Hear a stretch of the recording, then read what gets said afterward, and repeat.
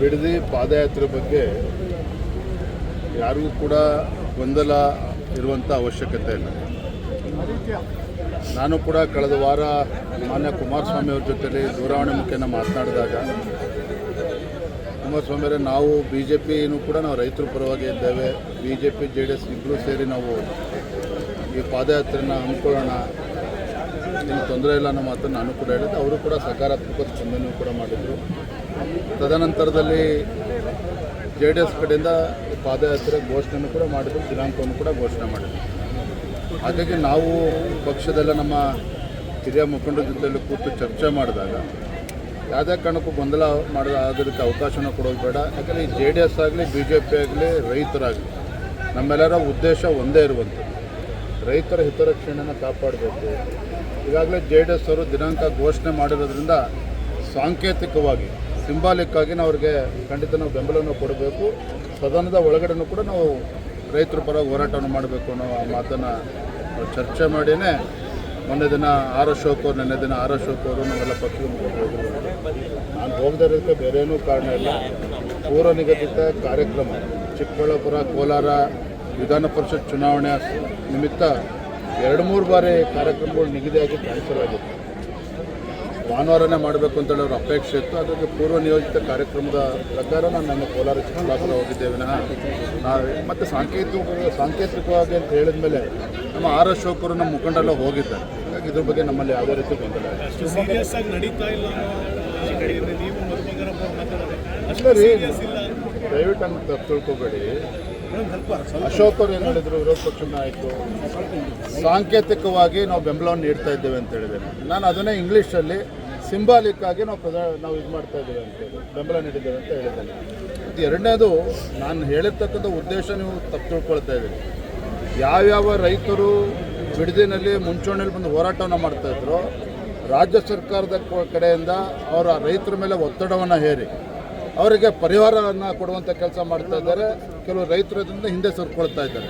ಇದೇ ವಿಚಾರವನ್ನು ನಾನು ಅವತ್ತು ಮಂತ್ರಿಗಳ ಜೊತೆಲೂ ಕೂಡ ಹೇಳಿರುವಂಥದ್ದು. ಅರ್ಥ ಭಾರತೀಯ ಜನತಾ ಪಾರ್ಟಿಗೆ ಇದರಲ್ಲಿ ಆಸಕ್ತಿ ಇಲ್ಲ ಅಥವಾ JDS ಅಷ್ಟೇ ಮುಂದುಬಿಟ್ಬಿಟ್ಟಿದ್ದಾರೆ, ಖಂಡಿತ ಆ ಥರದ್ದೇನೂ ಇಲ್ಲ. ನೀವು ಸದನದಲ್ಲೂ ಕೂಡ ನೋಡ್ತಾರೆ, ಬಿಡದಿ ವಿಚಾರ ಇರ್ಬೋದು, ಏರ್ಪೋರ್ಟ್ ವಿಚಾರ ಇರ್ಬೋದು. ನಿನ್ನೆ ನಾನು ಚಿಕ್ಕಬಳ್ಳಾಪುರ ಹೋದಾಗ ಶಿಡ್ಲಘಟ್ಟದಲ್ಲಿ ಅಲ್ಲೂ ಕೂಡ KDB ಭಾಳ ಬಲವಂತವಾಗಿ ಜಮೀನನ್ನು ಒತ್ತುವರಿ ಮಾಡ್ಕೊಳ್ಳೋಕೆ ಹೊರಟಿದ್ದಾರೆ. ಯಾಕಂದರೆ ರೈತರ ವಿಚಾರದಲ್ಲಿ ನಾವು ಖಂಡಿತ ನಾವು ಭಾರತೀಯ ಜನತಾ ಪಾರ್ಟಿ ರೈತರ ಪರವಾಗಿರ್ತೇವೆ. ಯಾವುದೇ ಗೊಂದಲಕ್ಕೆ ಅವಕಾಶ ಇಲ್ಲ. ಈ ನೆಲದ ಕಾನೂನಿನ ಬಗ್ಗೆ ಅವರಿಗೆ ಗೌರವ ಇಲ್ಲದಂತೆ ಕಾಣ್ತಾ ಇದೆ.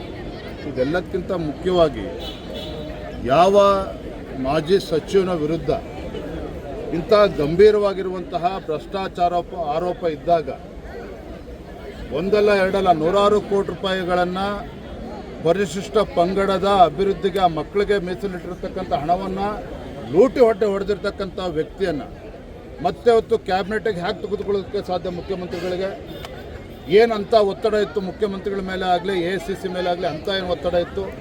ನಮಗೆ ಇರುವಂಥ ಮಾಹಿತಿ ಪ್ರಕಾರ ಅವರು ಏನು ನಾಗೇಂದ್ರ ಅವರು ಕಾಂಗ್ರೆಸ್ ಹೈಕಮಾಂಡನ್ನು ಕೂಡ ಬ್ಲ್ಯಾಕ್ ಮೇಲ್ ಮಾಡಿದ್ದಾರೆ, ಹೆದರಿಸಿದ್ದಾರೆ.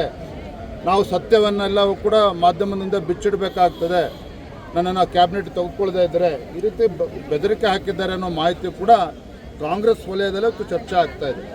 ಹಾಗಾಗಿ ಇದರ ಪರಿಣಾಮನೇ ಇಂಥ ಘೋರ ಅನ್ಯಾಯ ಮಾಡಿರ್ತಕ್ಕಂಥ ಇಂಥ ಮಹಾಭ್ರಷ್ಟಾಚಾರ ಮಾಡಿರುವಂಥ ವ್ಯಕ್ತಿಯ ವಿರುದ್ಧ ಕೋರ್ಟ್ ನ್ಯಾಯಯುತ ಚಾರ್ಜ್ ಶೀಟ್ ಸಲ್ಲಿಸಿದ್ರೂ ಕೂಡ ತನಿಖೆ ಆಗಿ ಅಂಥ ವ್ಯಕ್ತಿನ ಇಷ್ಟು ಆತುರವಾಗಿ ಕ್ಲೀನ್ ಚಿಟ್ ಸಿಗೋಕ್ಕೂ ಮುಂಚೆನೇ ಅವರನ್ನು ಕ್ಯಾಬಿನೆಟ್ ತೆಗೆದುಕೊಂಡಿದ್ದಾರೆ ಅಂತ ಹೇಳಿದ್ರೆ ಇವತ್ತು ಆ ಸಮುದಾಯಕ್ಕೆ ಮಾಡಿರ್ತಕ್ಕಂಥ ಅಪಚಾರ ಕಾಂಗ್ರೆಸ್ ಸರ್ಕಾರದ್ದು.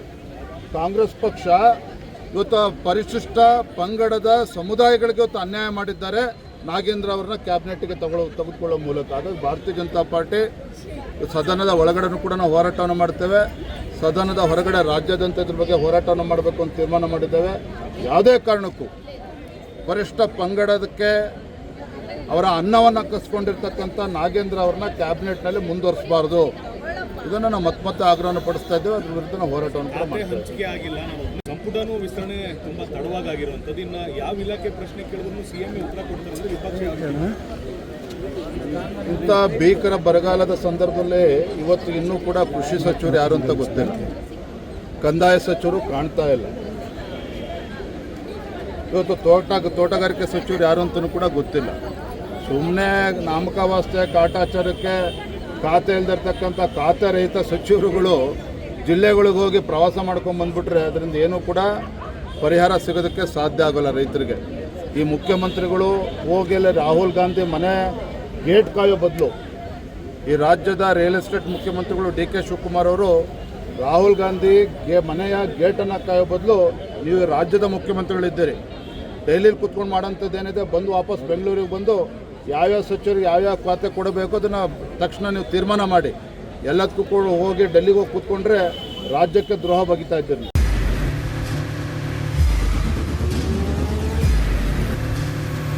ಪ್ರಜಾಮಾರ್ಗ ನ್ಯೂಸ್, ಇದು ಜನಸಾಮಾನ್ಯರ ಧ್ವನಿ. ನಮಸ್ಕಾರ. ನೀವು ನೋಡ್ತಾ ಇದ್ದೀರಾ ಪ್ರಜಾಮಾರ್ಗ ನ್ಯೂಸ್. ರಾಷ್ಟ್ರದ ರಾಜ್ಯದ ರಾಜಕೀಯದ ಬಗ್ಗೆ ಹೆಚ್ಚಿನ ಸಿನಿಮಾ ಅಪ್ಡೇಟ್ಗಳಿಗಾಗಿ ಫಸ್ಟ್ ಲೈಕ್ ಮಾಡಿ, ಸಬ್ಸ್ಕ್ರೈಬ್ ಆಗಿ, ಹಾಗೆ ಫಾಲೋ ಕೂಡ ಮಾಡಬೇಕು.